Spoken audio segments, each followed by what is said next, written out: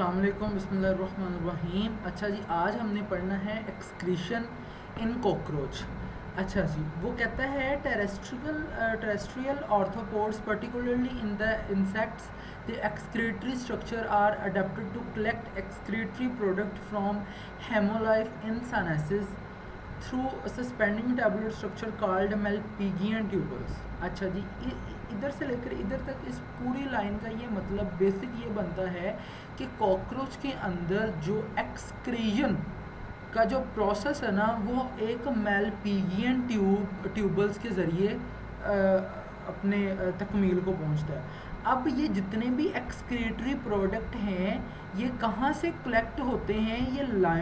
ये जो साइनसेस के अंदर हेमोलाइम्फ होता है, इसके अंदर कलेक्ट किए जाते हैं। और उसके बाद ये कहाँ पर सस्पेंड कहाँ से होते हैं? एक टैबुलर स्ट्रक्चर, एक बड़ी वेन या नालीनुमा स्ट्रक्चर के ज़रिए ये क्या हो जाते हैं? एक्सक्रीट कर जाते हैं, निकल जाते हैं, खारिज कर जाते हैं।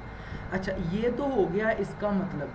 अब यहाँ पे एक लफ्ज़ आया है टेरेस्ट्रियल ऑर्थोपोड्स। अब ये टेरेस्ट्रियल ऑर्थोपोड्स है क्या? टेरेस्ट्रियल ऑर्थोपोड्स हैं इंसेक्ट्स और उनके जितने भी रिलेटिव्स हैं, जिस तरह स्पाइडर आ गए, स्कॉर्पियंस आ गई, ठीक है, और माइट्स वगैरह, ये जितने भी हैं ना, इनको हम क्या बोलते हैं? मल्टी सेलुलर जोन से होते हैं, इनको बोलते हैं हम टेरेस्ट्रियल ऑर्थोपोड्स। उसके बाद यहाँ पे लफ्ज़ आया है हेमोलाइफ का। हेमोलाइफ का मतलब है, हेमोलाइफ क्या है? हेमोलाइफ है जितने भी वर्टिब्रेट्स हैं ना, उनके अंदर एक फ्लूइड होता है जो इक्विवेलेंट टू ब्लड होता है, ठीक है, इसको हम बोलते हैं हेमोलाइफ। उसके बाद एक लफ्ज़ आया हमारे पास सिनेसिस। सिनेसिस क्या होता है? सिनेसिस कॉकरोच के अंदर क्या करता है? इरेगुलर वेनस और लिम्फेटिक कैविटी को रिवाइजर करता है, उसको और डिलेटिक कर देता है, उसको रेफर कर देता है, मतलब इन चीज़ों को वो उनके असरअंदाज करता है। अब अगर हम देखें हेमोलाइफ इन सिनेसिस का मतलब, तो वो हमारे पास होगा कि एक हेमोकोल को हम डिवाइड करते हैं मुख्तलिफ चैम्बर्स के अंदर, और उसके जो चैम्बर्स होते हैं उनको हम बोलते हैं सिनेसिस, ठीक है। उसके अंदर वो बॉडी की मूवमेंट आ जाती है, मसल्स की, ये चीज़ें होती हैं। अब यहाँ पे एक लफ्ज़ हमने पढ़ लिया, क्या कौन सा लफ्ज़ पढ़ा है हमने? हेमोकोल। हेमोकोल का लफ्ज़ पढ़ा है। देखते हैं हेमोकोल क्या होता है। हेमोकोल क्या है? ये एक कैविटी है, जितने भी ऑर्थोपोड्स हैं ना, उनके ऑर्गन और है ना मसल्स के दरमियान और मोलस्क्स के दरमियान जो ब्लड की जो सर्कुलेशन है ना, उसको हम हेमोकोल्स बोलते हैं। हेमोकोल्स बेसिकली है कि जितने भी ऑर्थोपोड्स हैं उनकी ब्लड सर्कुलेट्स, जो ऑर्गन टू ऑर्गन होती है, उसको हम बोलते हैं। तो अब हमने यहाँ से लेकर यहाँ तक हमने इसको डिटेल्ड स्टडी कर लिया कि इसमें है क्या, किस तरीके से होता है, जो इसके अंदर मुश्किल वर्ड्स हैं उनकी हमने सारी की सारी स्टडी भी कर ली। मुझे नहीं ख्याल कि अब ये 2-2.5 लाइनें पढ़ने के बाद हमें इसको रट्टा लगाने की ज़रूरत है। हम इसको याद करेंगे, लेकिन ये हमारी मेमोरी के अंदर जितना हमने इसको डीपली और लफ्ज़ बाय लफ्ज़ हमने मतलब और है ना एक ख़ुलासा इसका हमने पढ़ लिया है, तो हमें ये अजबर हो जाना चाहिए। इसकी जो मेन टर्म है वो हमें पता लग जाना चाहिए। उसके बाद वो कहता है these Malpighian tubules remove nitrogenous waste from hemolymph. ये हमने स्टडी हमें पता चली है इस लाइन का मतलब। उसके बाद वो कहता है these are the only excretory structure in animal kingdom that are associated with digestive track.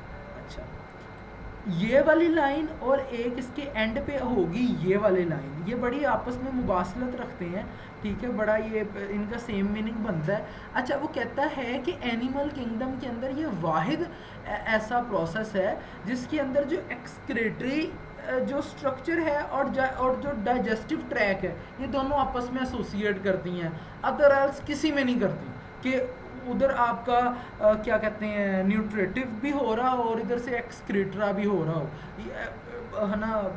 ये आपको बड़ी कम किसी और में मिलेंगी, हार्डली फाइंड होगा। उसके बाद वो कह रहा है, होप ये आपको समझ आ रही हो और लग गई होगी।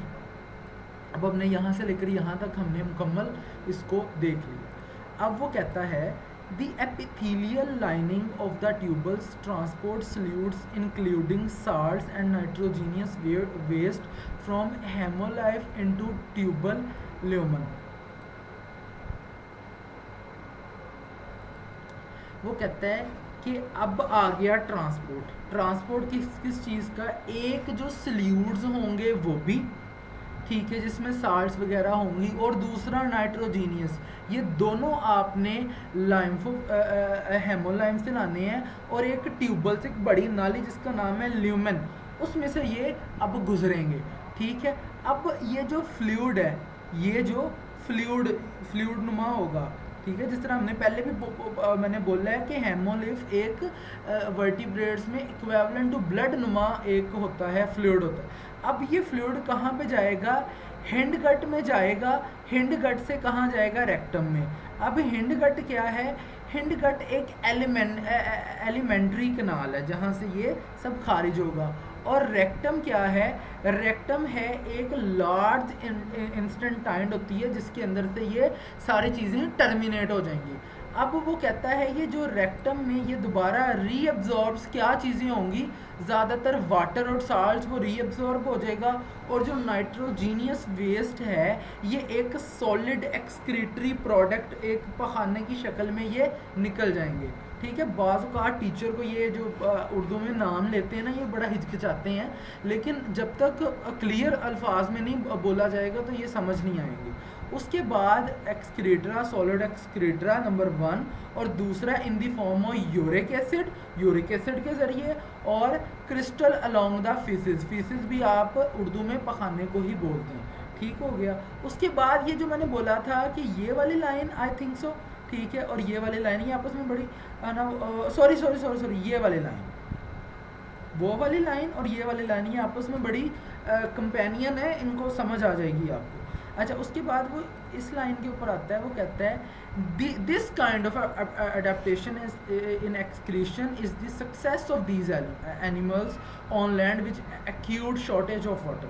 वो कहता है कि ये इस तरह की जो एक्सक्रीशन का प्रोसेस है ना, यही इस स्पीशी की सबसे बड़ी वजह है कि ये शॉर्टेज ऑफ वाटर के अंदर भी इधर इस ना लैंड के अंदर क्या कर रहे हैं, गुजारा कर रहे हैं। ठीक है, मेरे ख्याल से आपको समझ आ जाए, मैं होप सो मैंने सही अभी तक पढ़ा रहा हूँ। अच्छा, उसके बाद वो यहाँ एक लाइन है, वो कहते हैं जी, कह रहे हैं insects are the only group of animals which eliminate excretory waste with faeces, जो अपना एक्सक्रीटेड वेस्ट एक पखाने की शक्ल में खारिज कर रहे हैं। इन ऑल अदर एनिमल्स, बाकी जितने भी एनिमल्स हैं, there is no structural and functional relationship between nutritive and excretive product. ये वो लाइन है कि इसके अलावा और कोई नहीं है कि जिसका क्या हो, न्यूट्रिटिव है ना प्रोसेस और एक्सक्रीटरी सिस्टम भी आपस में लिंक खाता हो। जिस तरह ये था कि और कोई नहीं है कि जिसका एसोसिएट करता हो कौन सा, एक्सक्रीटरी स्ट्रक्चर और डाइजेस्टिव ट्रैक। ठीक है, होप सो कि आपको समझ आ गई होगी। स्टिल अगर कोई कन्फ्यूजन है तो आप जब हमारी 1-to-1 क्लास ये चल रहा होगा, 1-to-1 क्लास में हम उसे डिस्कस कर सकते हैं।